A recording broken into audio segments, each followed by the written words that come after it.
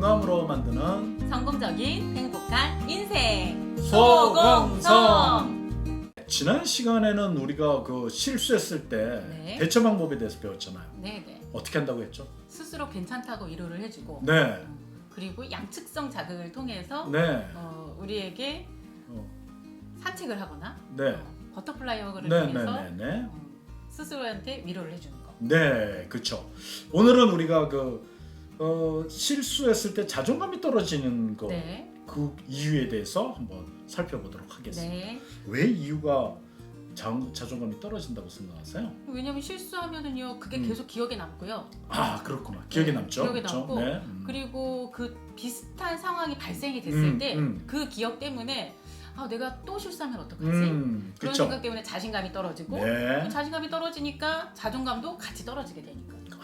잘 설명했습니다. 그거 외에도 한 두 가지 정도 더 이유가 있어요. 예. 첫째는요, 네. 비난하는 말 있잖아요. 네. 비난하는 말이 존재가 형편없다고 비난받고 야단을 받았기 때문이에요. 존재가 형편없다고 네. 받고 야단맞았기 때문이다. 네. 두 번째가 이제 네. 실수하거나 잘못했을 때 우리는 그걸 수용하는 게 아니라 비판 받아왔잖아요. 수용하지 그러니까, 않고. 예, 비판을 계속 받아왔잖아요. 너는 그런 것도 모르니 이게 네. 그 무슨 말인지 알겠어요. 잔소리를 갖다 계속 듣게 되잖아요. 네, 맞아요. 이런 것 때문에 그 야단 맞거나 비판을 받으면 자존감이 어떻게 되겠어요? 떨어지죠. 그래요. 네. 근데 둘째 원인은 대충 짐작이 가거든요. 네. 그런데 첫 번째 원인은 잘 모르겠네요. 둘째 원인이 짐작하는 거는 그렇게 자녀들한테 왔기 때문에 어쩔 수 없어요. 그러면 존재가 비난받는 거에 대해서 좀 알려드리도록 하겠습니다. 네. 손을 한번 이렇게 들어보시겠어요? 손을. 자, 저를 주셨습니다. 오른손은 내 존재. 요거 오른손 내 존재. 네. 자, 저 따라합니다. 오른손은 내 존재. 오른손은 내 존재. 왼손은 내가 한 말과 행동과 태도. 왼손은 내가 한 말과 행동과 태도. 다시 한번요. 오른손은 내 존재. 오른손은 내 존재. 왼손은 내가 한 말과 행동과 태도. 왼손은 내가 한 말과 행동과 태도. 네, 손 내리시고요. 네. 우리가 말이나 행동에 실수나 잘못하지요. 네. 그러면 오른손이 잘못한 거예요? 왼손이 잘못한 거예요? 왼손이 잘못한 거. 왼손이 잘못했죠. 네. 그런데 대부분은 오른손을 얘기하는 경우가 있어요. 존재를 얘기한다고요? 이 바보 같은 놈아. 그럼 아. 바보 같다라는 게 행동을 얘기하는 거예요? 존재를 얘기하는 거예요? 존재를 얘기하는 건데요. 그렇죠. 바보 같은 행동을 한 것뿐인데. 그렇죠. 그런데 내 존재를 그냥 바보라고 정의하는 거네요. 그렇죠. 그 바보 같은 행동도 사실은 본인 생각에 바보 같은 행동이지. 그 사람은 상대는 그냥 실수나 잘못한 거예요. 네. 그렇잖아요. 엄마가 그렇죠. 보기에 그 아이 수준에서는 괜찮은데 엄마가 보기엔 바보 같다고 생각할 수 있죠. 그렇죠. 네. 근데 또 엄마는 이 바보 같은 놈아라고 얘기를 그렇죠. 하니까. 또 거기서 더 비약해서 노마 하는 거. 그럼 우리가 한번 사례를 좀 들어볼까요? 네. 이렇게 얘기를 하고 나면 실수했네. 역시 나는 형편없어. 자, 여기서 형편없다라고 하는 것이 뭐예요? 형편없다고 하는 건 존재. 그렇죠. 나는 형편없는 사람이야.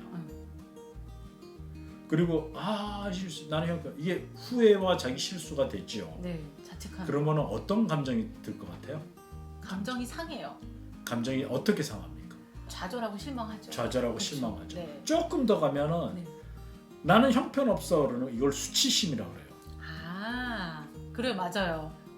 내가 잘못된 행동을 함으로 인해서 그거에 네. 있어서 창피함을 느끼고 예. 부끄럽게 여기는 거. 예. 근데 그게 행동이 창피하거나 잘못된 것은 괜찮아요. 네. 근데 존재가 창피한 걸 우리는 수치심이라고 해요. 보세요. 행동이 내가 실수하거나 창피한 거는 고치면 되죠. 그렇죠. 근데 내 존재 자체가 형편없다 그러면 어떻게 해요? 내 존재는 고쳐지는 게 아니라 존재 자체가. 이 수치심이 무서운 거예요. 수치심이 심각해지면 자살해. 왜냐면 나는 쓸모없으니까. 존재 이유가 없잖아요. 굉장히 극단적으로 갈 수 있겠네요. 네, 그러니까 이게 자살하는 우리가 살아있는 이유는 분명히 존재 이유가 있다는 거예요. 그렇죠. 네. 그러면 또 다른 예를 해볼까요? 그렇게 하지 말았어야 하는데 나는 왜 이러지? 이건 또 어때요? 후회하고 또 스스로 존재가 한심하다고 여겨지고. 자, 존재가 한심하다는 거예요. 존재는 한심한 게 아니에요. 네, 이렇게 됩니다. 그 행동에 대해서만 얘기하면 되는데 자꾸만 존재를 결부시키는군요. 이렇게 이 존재가 들어가면 자존감. 존재가 형편없으니까 자존감이 형편없죠. 그쵸? 존재가 무능하고 잘못했다고 느끼는 거는 그렇게 되면 계속 자존감이 계속 떨어질 텐데요. 그렇습니다. 그게 위험한 거네요. 행동과 존재는 별개라고 생각하는 거를 우리가 그렇습니다. 계속적인 훈련을 받아야 될 것 같아요. 그래서 상대가 실수나 잘못하거나 내가 실수나 잘못했을 때 꼭 이 손을 드셔야 돼요. 이걸 제가 그래서 이게 그때는 딱 하면 실수나 잘못하면 딱 손 들고 오른손은 내 존재, 왼손은 내가 한 말과 행동 같아도 이거를 갖다가 하셔야 돼요. 그래서 오른손은 잘못이 없어. 행동과 말이나 행동이나 태도가 잘못됐을 뿐이야. 이렇게 하셔야 돼요. 오른손은 내 존재, 왼손은 내가 한 말과 행동과 태도. 두 번째로는 우리가 잘못이나 실수를 했을 때 비판을 받아왔잖아요. 한 심리학자가 조사를 했는데 5살이 될 때까지 아이들이 받는 비판의 횟수가 몇 번 정도 될 것 같아요? 수천 번? 수천 번. 네. 수천 번. 네. 참 그 본인이 굉장히 괜찮은 엄마라고 좀 생각하고 있는 모양인데 그렇게 믿고 싶습니다. 평균이 4만 번이래요. 4만 번이요? 네. 근데 이거를 하루로 나누면 하루에 22번. 하루에 22번뿐이 안 해요? 아니요. 더 하는 것 같아요. 그렇게 생각해 보니까. 야, 안 일어나. 뭐해? 근데 제가 이제 이걸 강의를 했는데 한 분이 저한테 전화를 하더니만 이렇게 얘기하더라고요. 대표님, 그 22번, 4만 번이라고 하는 얘기는 외국의 통계고. 외국이요? 외국. 네. 다른 나라. 우리나라는 더 많이 하는 것 같아요. 우리나라는 더 많을 거라고요? 어떻게 그렇게 생각했어요? 그러니까 아침마다 자기가 수영을 다닌대요. 네. 근데 수영 코치가 애들 그 안전이 위험하니까 그렇죠. 얘기를 하는데 그 비난하고 애들을 다그치는 말이 그 순간에 1시간에 100번 이상 하더라고요. 수업 시간 내내 안전사고에 예방을 해야 되니까 이유는 충분히 이해를 하는데 그런데 그거를 100번 넘게 아이들은 계속 듣게 되는 거네요. 이럴 수가. 이렇게 되면 어떻게 되느냐? 뇌에 각인이 돼요. 나는 계속해서 비난을 받으니까 나는 형편없어. 나는 잘못된 아이야. 나는 뭐 모자라는 아이야. 난 머리가 나빠. 난 돌대가리야. 네. 본의 아니게 아이들의 마음과 뇌에서는 나는 비난을 계속 받아왔으니까 형편없는 존재로 계속 각인이 되는 거예요. 세뇌가 된 거죠. 굉장히 불행하네요. 이거를 이제 우리는 심리학용어로 내면화라 그래요. 내면화. 네. 이렇게 되면 이게 내면화가 딱 되면 스스로 자기를 막 비난해요. 실수나 잘못. 지금 그 선생님도 뭐 했을 때 후회하고 뭐 저 스스로 뭐 자책하잖아요. 맞아요. 그게 부모님들한테 받았던 영향들이에요. 그렇죠. 어렸을 때부터 계속 그게 익숙하게 맞아요. 받아왔던. 실제 사례를 제가 하나 얘기해 줄게요. 한 30살 된 청년이에요. 결혼 안 하고 데이트하는 중인데 이분이랑 우연히 얘기를 좀 했는데 자기가 그 데이트하던 도중에 데이트하다 보니까 여러 장소를 갈 거 아니겠어요. 근데 미처 맛있는 음식점을 조사를 못 해놓은 장소에 갔어요. 근데 지금 같으면 뭐 그냥 스마트폰으로 검색하면 되는데 그때는 그런 게 없었을 거예요. 그렇죠? 그러니까 우리 뭐 먹을까? 그러니까 내가 여기는 잘 몰라서 우리 한번 알아보고 식사하자 이래가지고 여러 군데를 찾아다녀 본 모양이에요. 그리고 왜 우리 그렇잖아요. 맛집을 모르니까 어떤 집을 보통 우리 선택하게 됩니까? 사람들 많은 집이요. 네. 그것도 좀 좋은. 근데 거기에 사람들도 많이 없었던 거예요. 그러니까 일단 깨끗한 집을 들어가는 것 같아요. 이제 깨끗하고 그러니까 깨끗한 집에 들어갔는데 이게 맛이 없었던 거예요. 깨끗하기만 하고 맛이 없었구나. 네, 그러니까 앞에 그 데이트하던 그 여자친구가 얼굴을 살짝 찡그리더래요. 그 순간에 나는 생각이 있더래요. 무슨 생각이 났을까요? 큰 실수했구나.